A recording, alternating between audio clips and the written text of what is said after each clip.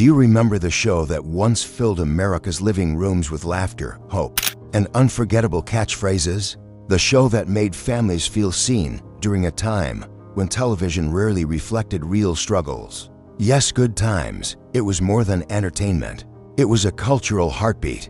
But behind the laughter, the iconic lines, and the warm glow of the Evans family home were stories far more painful than anything the writers ever dared put on screen. Today, we revisit the real lives of the stars who brought Good Times to life. What happened behind the scenes? What battles did they face when the cameras stopped rolling? And how did their lives unfold after the show ended? This is the truth behind the laughter. At the center of the show was the powerful presence of Esther Rolle, the woman who embodied Florida Evans, the strong and unyielding mother who held her family together in the Chicago projects. Born in Pompano Beach, Florida, she carried dignity into every line she delivered. But her real life was far from the one audiences adored. Esther refused to compromise the integrity of Black representation on television. She challenged producers, pushed back against scripts that mocked Black families, and fought for roles that honored Black women. But her strength came with a price. Her honesty often left her isolated. Many in the industry felt she pushed too hard. Yet she never backed down. Her performances in projects like Summer of My German Soldier, Driving Miss Daisy, and Rosewood showed the depth of her talent. But when the lights faded and she returned home, loneliness followed. Her marriage to Oscar Robinson quietly dissolved, and she never had children. Diabetes ate away at her health, and financial hardships followed. On November 17, 1998, Esther Rolle passed away in California at 78. She was taken home to Westview Cemetery in Pompano Beach, leaving behind a legacy built on bravery, truth, and unshakable pride. Standing beside her on screen was John Amos, the unforgettable James Evans Sr., born in Newark, New Jersey. He became one of the strongest father figures television had ever seen. He was principled, honest, strict, but deeply loving, a model for Black fatherhood in a time when TV rarely portrayed strength in minority families. Yet behind the scenes, John was deeply troubled by how Black families were being written. He clashed repeatedly with writers and producers, warning them that certain jokes or storylines would damage the dignity of the characters. His vocal criticism eventually led to his character being written off the show. But John didn't stop fighting.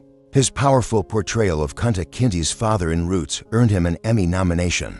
His lovable role in Coming to America brought him back into the hearts of audiences everywhere. Still, his personal life carried pain: 3 failed marriages, emotional scars, and a heartbreaking dispute with his daughter near the end of his life.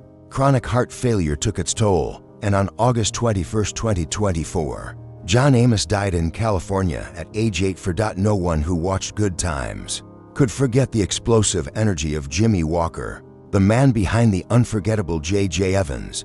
Born in Brooklyn, New York, he became a household name thanks to his iconic cry, "Dynamite." But fame arrived too quickly and too intensely. Critics accused him of turning the Black experience into a joke. Tension grew between him and his co-stars John Amos and Esther Rolle, who felt his character overshadowed the show's deeper message. After the show, Jimmy struggled to escape the shadow of J.J. He returned to stand-up comedy, performing across the country in smaller clubs. Unlike many of his peers, he chose a life of solitude, never marrying, never having children, and embracing a sense of independence that often felt like loneliness. Now in his late 70s, Jimmy Walker continues performing, bringing nostalgia to audiences who still cheer for that same spark he gave the world decades ago. As the glamorous neighbor Willona Woods, Jeanette Du Bois lit up every scene she touched. Born in Philadelphia, she wasn't just an actress, she was a singer, songwriter, performer, and cultural force. She wrote and sang "Movin' On Up," the theme song for The Jeffersons, which became an anthem of Black ambition and pride. Yet her real life carried deep heartbreak. She raised 4 children after her marriage to Sajid Gupta fell apart. The devastating loss of her son to cancer crushed her spirit, but she kept moving, kept creating, kept inspiring. Her work on the animated series The PJs earned her 2 Emmy Awards, and her laughter, bright, melodic, infectious, became her gift to generations. On February 17, 2020, Jeanette Dubois passed away peacefully at her home in Glendale, California. At age 77, she left behind a voice that still echoes through history. Few characters shaped the identity of young black women the way Bernadette Stanis did as Thelma Evans. Born in Brooklyn, she was only 21 when she stepped into the spotlight. She carried herself with elegance, intelligence, and pride. But after Good Times, Hollywood offered her few roles. She reinvented herself as an author, writing best-selling books like Situations 101.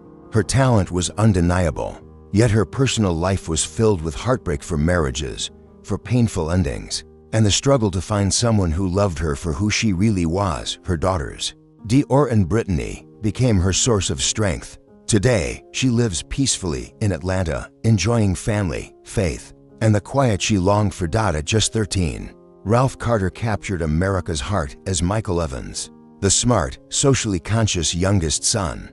Born in New York City, he was destined for greatness. Before Good Times, he was already a Broadway star, earning awards for his role in Raisin. But early fame fades quickly. Ralph struggled to transition into adult roles. Hollywood shut its doors, leaving him disillusioned. But despite her success, her personal life was marked by heartbreak, failed marriages to James DeBarge, Renee Elizondo, and Wissam Almana, depression, and unimaginable public humiliation after the 2004 Super Bowl incident. The death of her brother Michael Jackson nearly shattered her, but she rebuilt herself, returning with Unbreakable and the massive Together Again tour.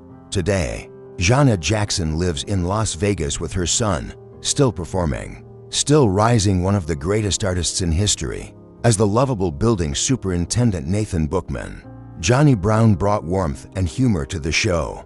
Born in St. Petersburg, Florida, he was a natural entertainer.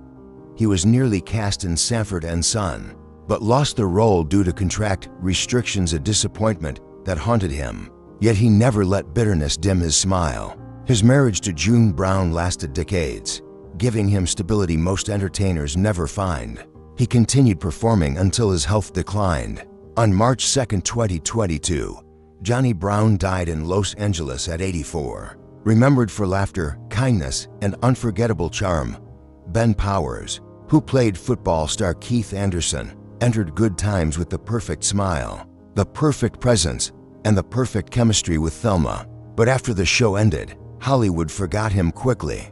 He moved to Massachusetts with his wife Julia Harper, focusing on raising their 4 children. When liver cancer struck, he chose to face it privately.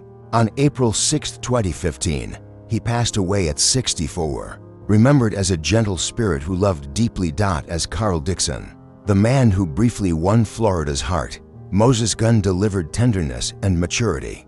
Born in St. Louis, Missouri, he was a giant of American theater. From Shaft to Ragtime, his voice and presence were unmatched.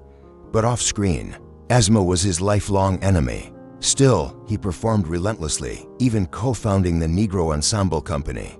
On December 16, 1993, he passed away at 64 from complications of asthma. His influence still lives on in the theater world. Chip Fields, the woman who portrayed Lanella Gordon, gave one of the most unforgettable scenes in TV history, the moment she slapped young Janet Jackson, bringing raw reality to the screen.